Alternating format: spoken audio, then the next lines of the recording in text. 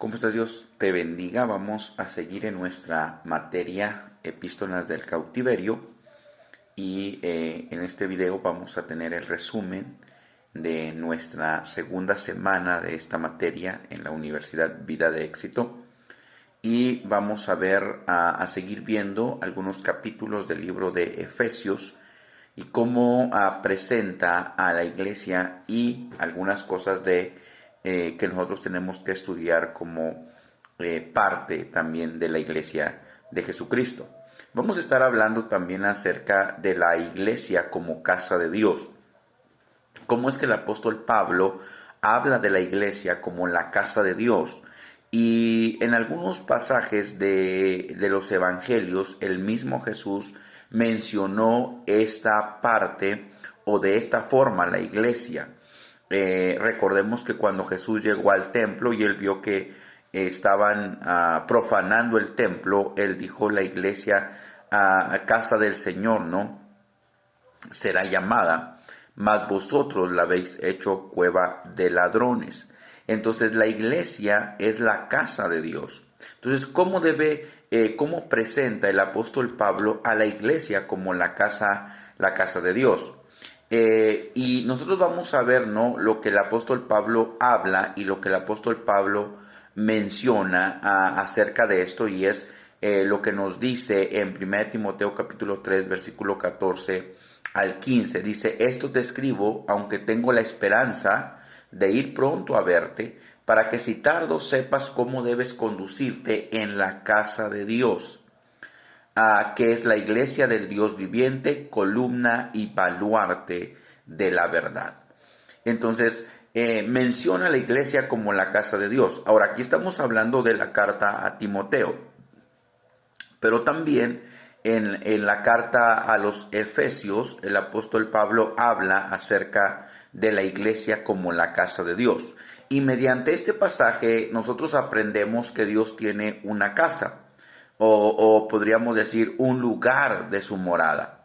A esa casa nosotros le conocemos como la iglesia, y como aprendimos en la lección anterior, la iglesia está compuesta de los salvos por Cristo. También se identifica a los salvos como el cuerpo, como el reino, como el templo de Dios, y como acabamos de ver en esta parte de la Biblia, también se les conoce como la casa de Dios. El edificio de la iglesia no es la iglesia, es el templo. Entonces tenemos que saber la diferencia entre templo e iglesia. A veces nosotros decimos: vamos a la iglesia.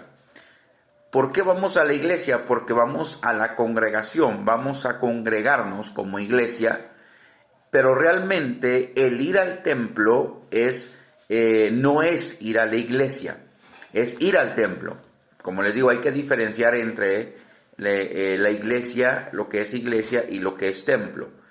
Un templo sin gente no es iglesia. La iglesia somos nosotros, las personas. Entonces la iglesia, dice, es casa de Dios. ¿Por qué nosotros somos la casa de Dios? Porque el Espíritu Santo vive en nosotros, está en nosotros, ¿sí? Y eso es lo que nosotros tenemos que aprender. Debemos también conocer la necesidad de la reconciliación para poder entrar en la casa.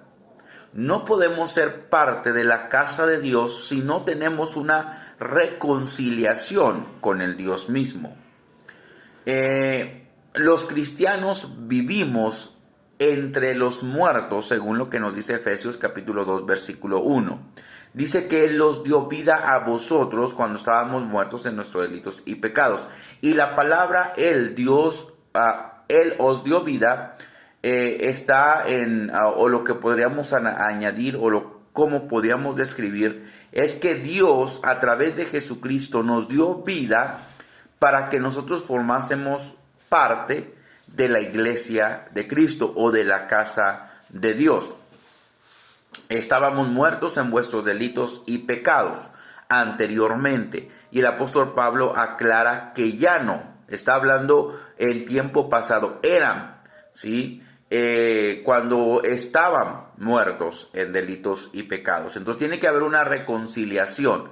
Éramos ciegos, éramos esclavos del pecado, amantes de las tinieblas, enfermos, perdidos, extranjeros, desconocidos, forasteros, hijos de ira, bajo el poder de las tinieblas. Y eso nos los muestra la Biblia en diversas partes de la Biblia. Nos habla acerca de esto, ¿no? Que estábamos muertos, que anduvisteis. Para ser parte de la iglesia de Jesucristo tuvimos que ser reconciliados.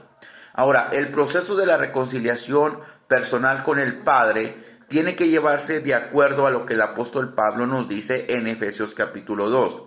El motivo de Dios en la reconciliación. ¿Cuál es el motivo de Dios? Pablo dice, por su gran amor, ¿sí? Ahora, tenemos que reconocer que el pasado, el presente y el futuro son la obra de la reconciliación, o debemos diferenciar entre el pasado, lo que es nuestro presente, y lo que es el futuro, ¿sí? Eso es la reconciliación individual con nuestro Dios. Éramos pecadores, ahora somos santificados y somos parte de la iglesia de Jesucristo, pero para mantenernos en esta iglesia, o para mantenernos dentro de la iglesia verdadera de Jesucristo, tenemos que permanecer en lo que la Biblia nos enseña, en lo que la Biblia nos habla, cómo la Biblia nos identifica a nosotros como hijos de Dios. Entonces, la reconciliación de los judíos y de los gentiles en Jesús los hace parte de la iglesia o de la casa de Dios. La reconciliación, ¿sí?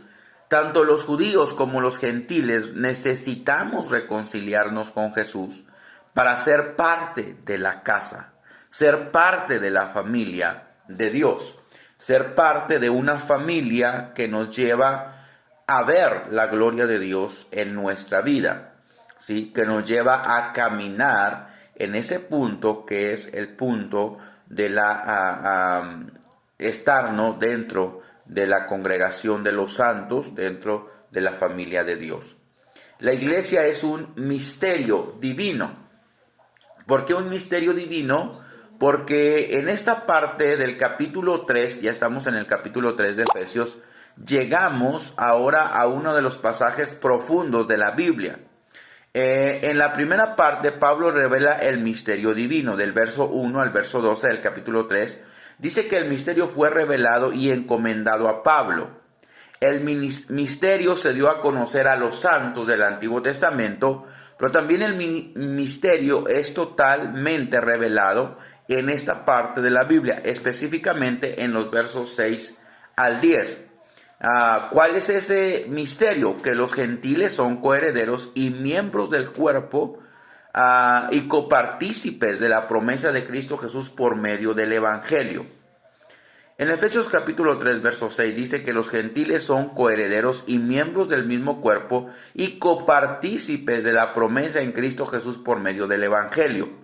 Ese es el misterio, ¿no? Como muchos no entienden, muchos judíos no entienden que los gentiles tienen la posibilidad de ser parte de la familia de Dios, como también ellos lo son, ¿no? Como también ellos lo han llegado a ser.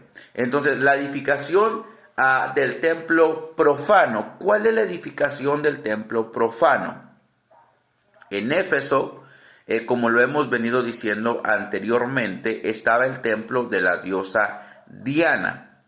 Y ahí vemos cómo es que este templo, y se vendían templecillos de esta diosa, creyendo que eso iba a causar alguna salvación o algún milagro en la vida de las personas. Entonces vamos a ver dónde nos habla en el libro de los Hechos acerca de esta, podríamos decir, una forma de que el diablo profanó lo que es la verdadera casa de Dios, la verdadera iglesia de Jesucristo. Entonces, como les digo, los templos son edificios, pero la iglesia son las personas. Entonces, la edificación del templo profano tomó o captó la atención de enfocar la atención en el templo, pero no en las personas. Y lo que Pablo está hablando es que lo importante son las personas, lo importante que es la persona en un templo. Entonces, recuerden, sin templo no hay iglesia, porque la iglesia somos nosotros, ¿ok? La iglesia somos cada uno de los que formamos parte de ella, y eso es lo que nos habla el apóstol Pablo. Vamos a brincarnos al capítulo 4 y capítulo 5 de Efesios. Y en el capítulo 4 y el capítulo 5, el apóstol Pablo hace un paréntesis, ya no habla de lo que hemos venido hablando, la iglesia como tal, identificada como la iglesia, como la casa de Dios. Ahorita vamos a ver en la clase número 6 cómo es que Pablo habla de la iglesia como guerrera. Pero ahorita vamos a ver el paréntesis que el apóstol Pablo hace en Efesios capítulo 4 y capítulo 5, y habla acerca de la conducta terrenal de la iglesia. En el capítulo 4 tiene que ver con los deberes de los miembros del cuerpo de Cristo. En primer lugar, como vemos en los versos del 1 al 6, debemos guardar la unidad del Espíritu en el vínculo de la paz. ¿Sí? El cristiano debe andar como es digno de la vocación, y la unidad del Espíritu consiste en 7 unidades respecto a lo que vemos en el verso 4 y verso 6. Esta unidad, ayudada por Dios, da al cuerpo una diversidad de dones y ayudas. La segunda sección de este capítulo, del capítulo 4 de Efesios, es una amplificación del verso 1. ¿Sí? Entonces, tenemos nosotros, hermano, que entender lo que Pablo está hablando. No solamente leer por leer las cartas, sino ver, profundizar en lo que es lo que el apóstol Pablo quiere hablar o quiere decir o quiere enseñar a la iglesia. Porque no solamente es para la iglesia de Éfeso, también es para nosotros. Entonces, es importante conocer el cómo nosotros debemos conducirnos. El capítulo 5 sigue con las exhortaciones prácticas iniciadas en el capítulo 4 acerca de la nueva vida en Cristo. Nos exhorta a tener el amor genuino como el de Dios y Cristo.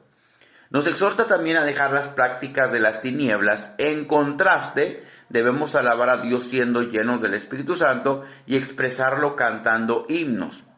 También habla acerca de las mujeres, que las mujeres deben estar sujetas a sus maridos, como la iglesia debe de estar sujeta a Cristo, y los maridos deben amar a sus esposas como Cristo ama a la iglesia.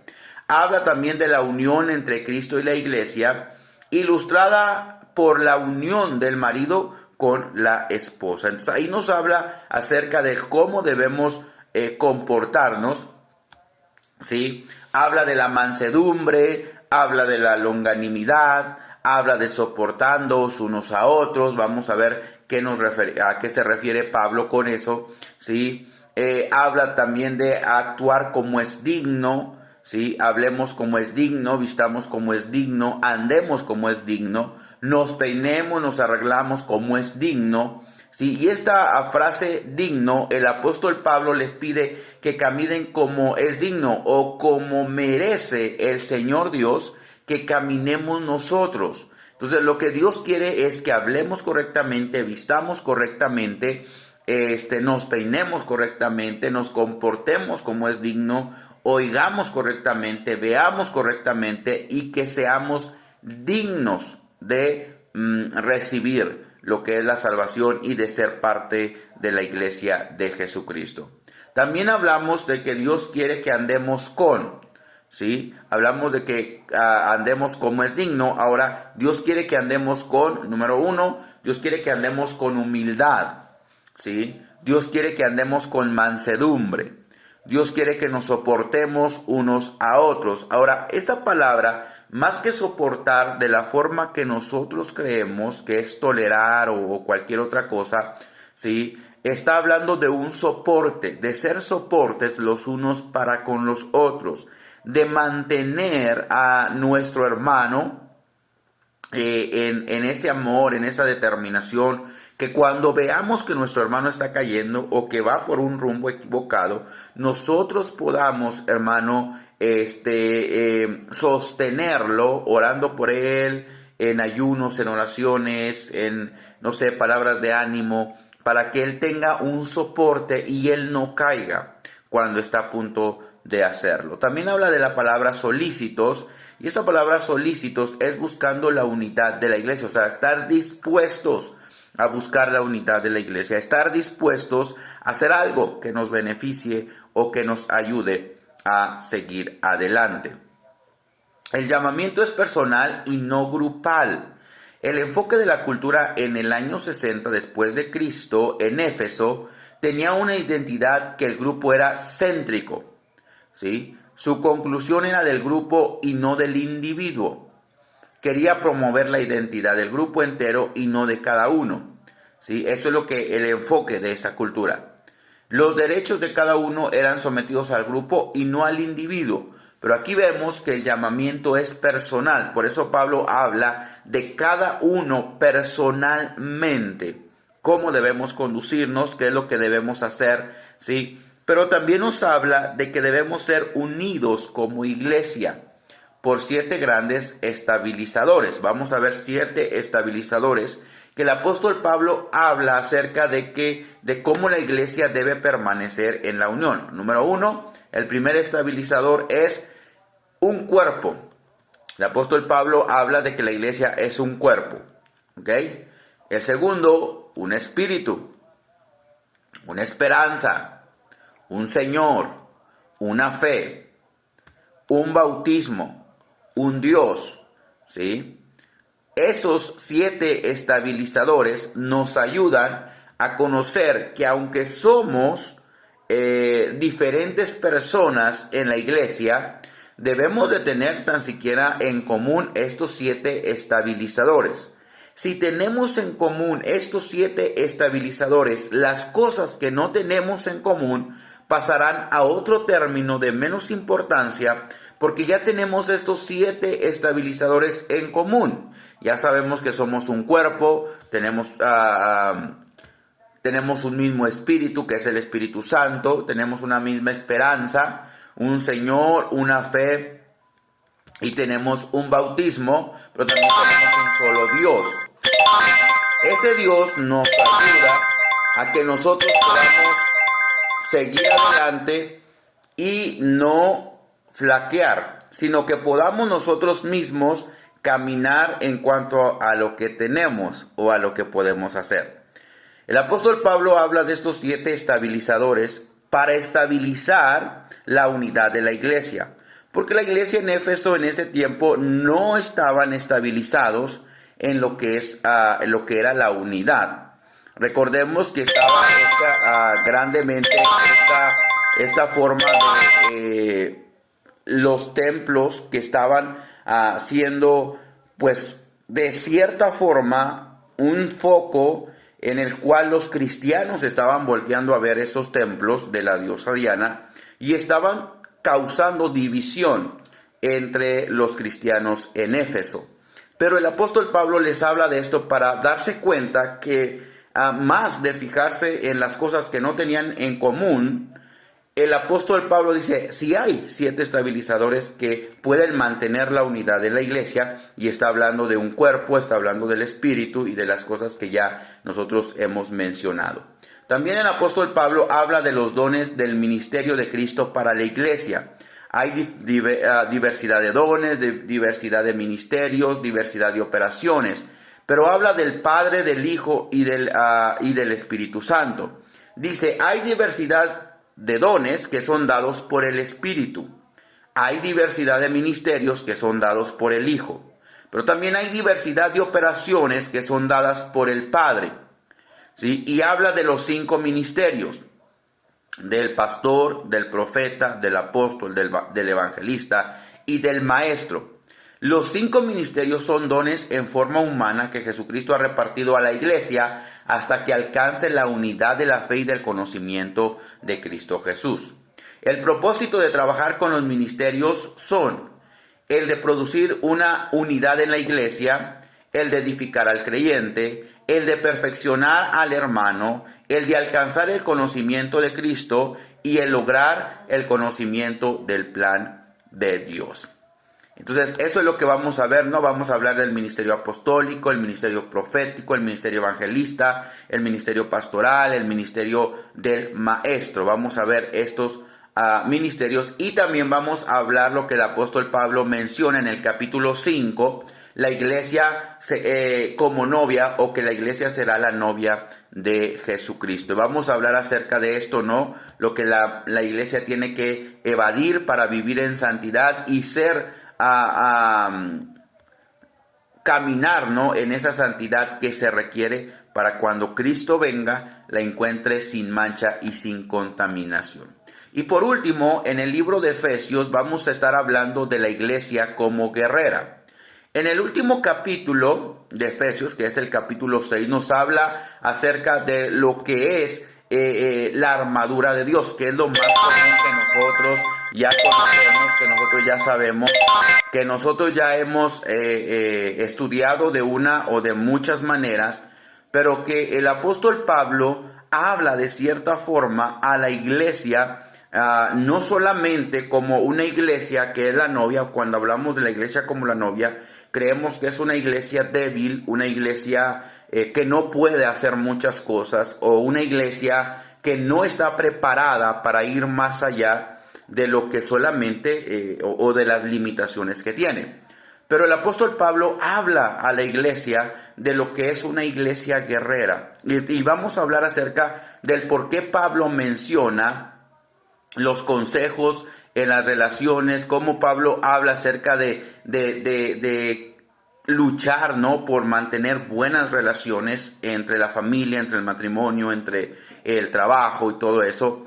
Pero también habla de lo que es la armadura que la iglesia debe tener, la armadura por la cual la iglesia se debe de guiar, ¿no? Y vamos a ver lo que el apóstol Pablo menciona del cinturón, de la coraza, del calzado, del escudo, del yelmo, ¿sí?, y de la espada, y cada una de las cosas que estos representan. Ya conocemos lo que es la armadura del soldado, la armadura de Dios, pero vamos a estudiar más a profundidad cada uno de estos, ¿no?